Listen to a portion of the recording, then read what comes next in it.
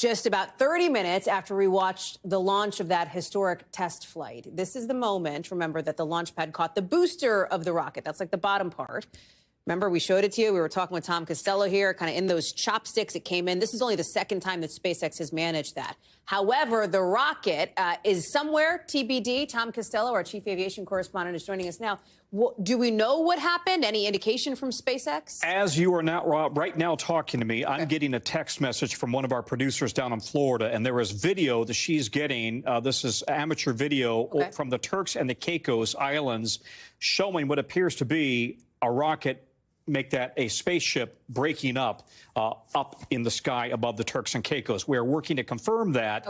However, I can tell you that SpaceX is confirming that they have lost all comms and all telemetry with the spaceship, with Starship. Now, I want to underscore, the rocket booster itself came back down to Earth. We watched that land. It came back down to Earth perfectly. It was caught in the chopsticks. There's the maneuver right there.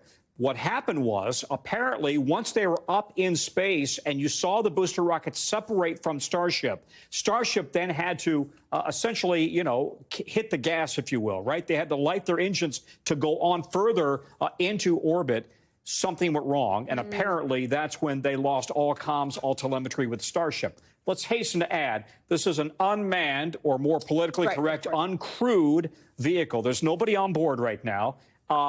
And this is what a test flight is all about, right? They want to see if they can prove this technology works, because this is the future of NASA.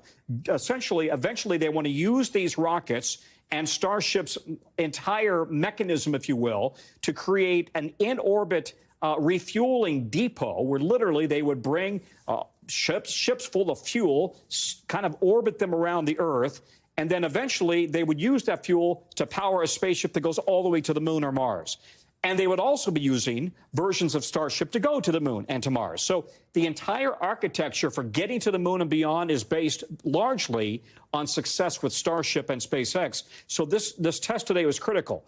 A big part of it worked perfectly, bringing the booster down. They were never planning to get Starship back so intact. this was my question. They knew they wanted to reuse these boosters. That's a critical part for efficiency in their push into space moving forward. But that was the question of Starship. They were never expecting to get it back anyway. They knew that they were going to lose Starship, but they wanted to bring it down over the Indian Ocean. In fact, they had a Gulfstream that was flying in the Indian Ocean to capture video of it on re-entry. It appears it didn't get that far, if in fact it did break up over the Turks and Caicos. So now this is going to be a SpaceX investigation, an FAA investigation. They've got to investigate whenever there's any mishap at all. And this may delay the next Starship test flight. Is it a setback for SpaceX?